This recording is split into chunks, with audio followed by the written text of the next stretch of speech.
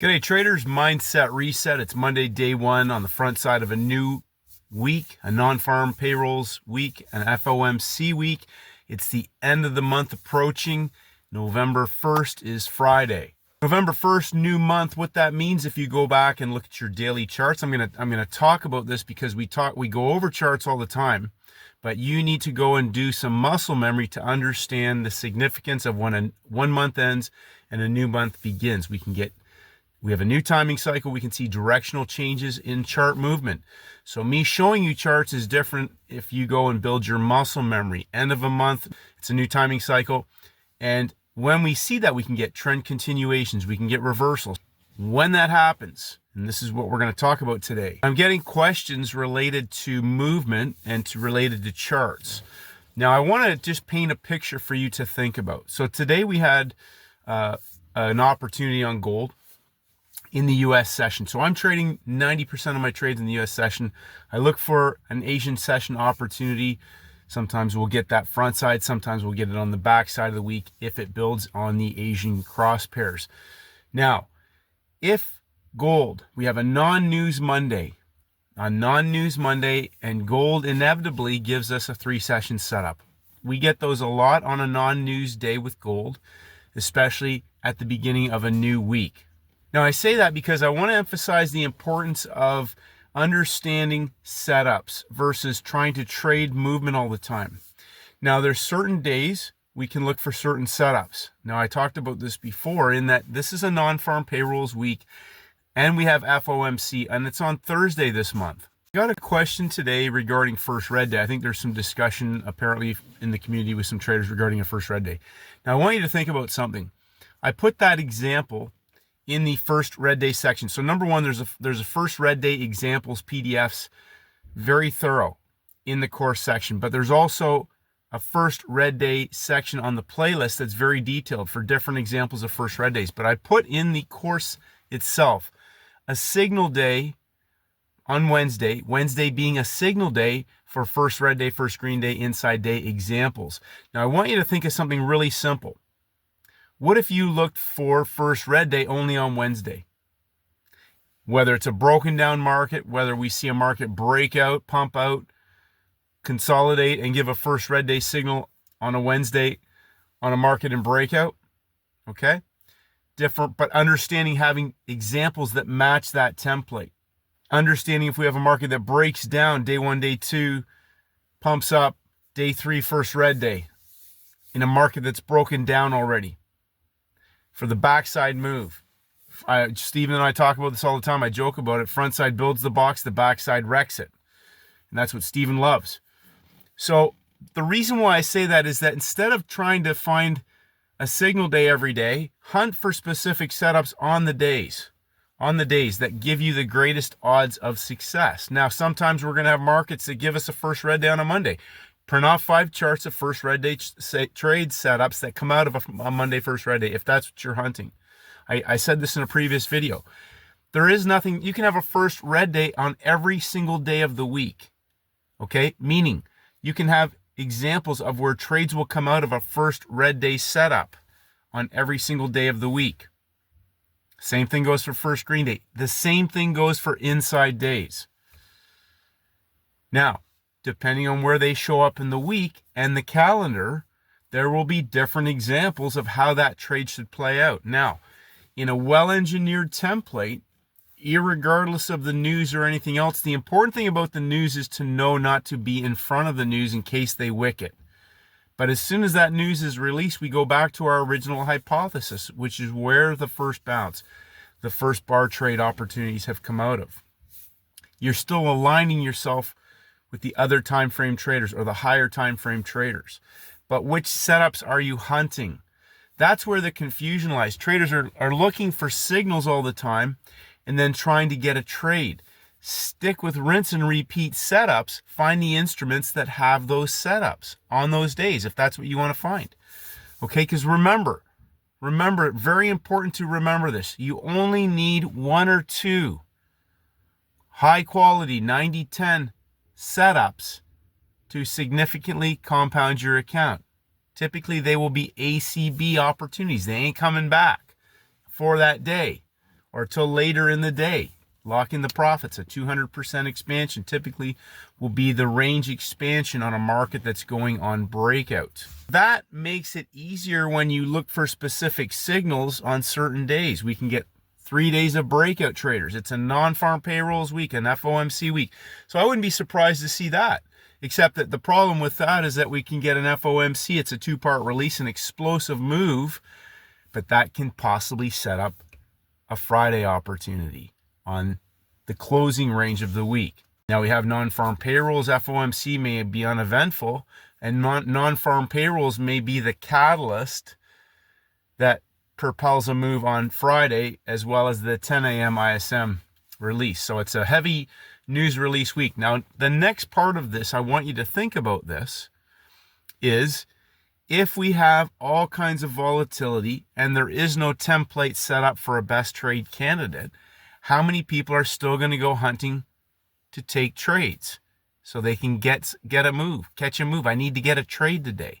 Now, I'm personally willing to, if I don't see one of my templates set up over the course of the week, to walk away and come back next week, because I don't care whether or not I get a trade. I'm looking for my 90-10 setups. I am not interested in trying to get a trade just to prove something to myself or feel like I outdid somebody or I'm smarter than they are or I got the move or whatever. I don't care. I'm looking for the same rinse and repeat templates over and over and over again.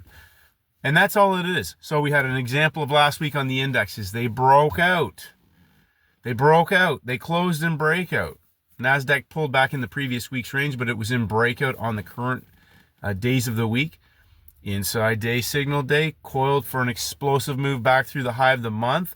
The Dow Jones is in breakout. It closes in breakout, makes a lower low and pumps up to the previous high of day level in a market that's broken down for an all-in collapse into the close of the week. Templates that rinse and repeat. If I don't see simple rinse and repeat, I don't go looking for trades. I will repeat this. That is where traders will undo the days where it's really easy to make money on and the setups that it's really easy to make money on. They will undo their good work just to make sure they can catch a trade. I don't want to catch a trade. I want the 90-10 setups. So keep it simple. If you think you have first red days on a Monday, what does that look like compared to the other 5 first red day Monday setups that you've printed off? The textbook perfect ones. Okay? There's lots of them. But if that's what you're looking for on a Monday, typically on a Monday with no news, I go straight to gold. I want to see what the template looks like after Asia and London have traded. I'm going to say 80% of the time when there's no news on a Monday, gold will paint a well-engineered 3-session setup template. On gold, when there's other stuff is still inside ranges, nothing's closed in breakout, or it's, just the go-to. It's the gold, as we all know, on certain days will give us perfectly well-engineered charts based on the timing, the setups, the levels, the behavior of price. Monday's the opening range, and so if we're just establishing the range, the simplest thing for me to do on a Monday when there's no news and there's no other obvious setup in place for me is just look for a 3-session setup. Now, all of you should be aware with a week like this on the calendar, we could have anything happen. The last thing you want to do is try to take trades. If you don't find a well-engineered template for an easy money-making setup after red news has been released, why would you want to stress yourself out or try to catch a trade just to get a move if it's not an opportunity that is 90% high probability in your favor? I'm emphasizing this because what will typically happen on a week like this, there'll be a couple of moves on the front side and traders will blow up their account on the backside.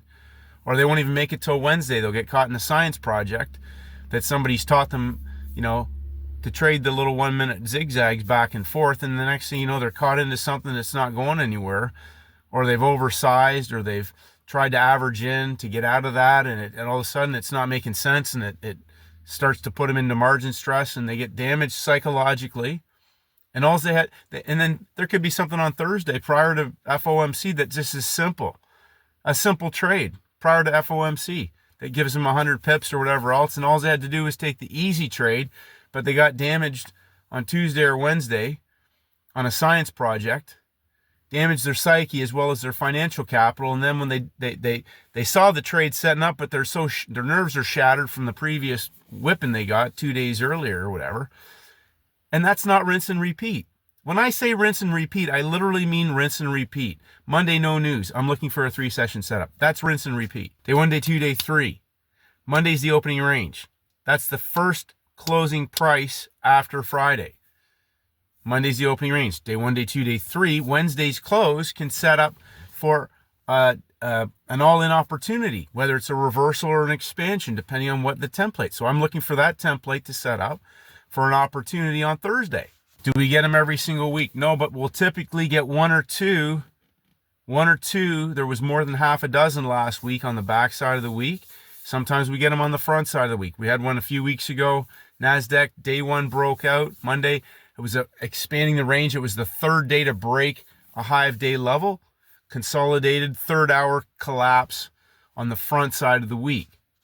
Rinse and repeat. So I'm not trying to find trades. That's really what I want to emphasize to traders. I talk about Steven, my friend Steven, all the time, because he doesn't look for anything. He looks for his setup. Front side feeds the beast, waiting for the larger scalable opportunity on the backside. And when the monkey hammer template shows up, that's an all-in ACB. Wire the funds in, load the boat, step on the gas. Remember, you make money on the setups and the days that it's easy to make money on. Catching moves is not scalable. For me, I have zero interest in catching a move or getting a trade. That's my mentality. That's my approach. That's how I go at things every single day. If it's a science project or I start, like as I mentioned to one trader today, he'd like to know my thoughts when I'm getting in the market. And I said, if I'm having thoughts, that's a problem. That means I'm thinking. And as I said before, and Steven and I joke about this, thinking is for idiots. Because if you don't know exactly what you're doing and you're thinking, that means you're looking for a trade.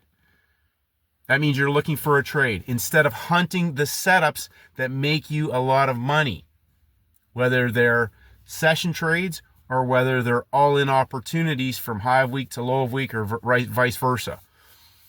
Thinking is not my job. Executing playbook best trade setups is. I cannot emphasize that enough. And if people are listening and don't understand what that means you're still looking for trades, which is entirely your prerogative. There are several traders who trade that way who are successful. But my approach is I'm looking for the scalable setups that show up again and again and again.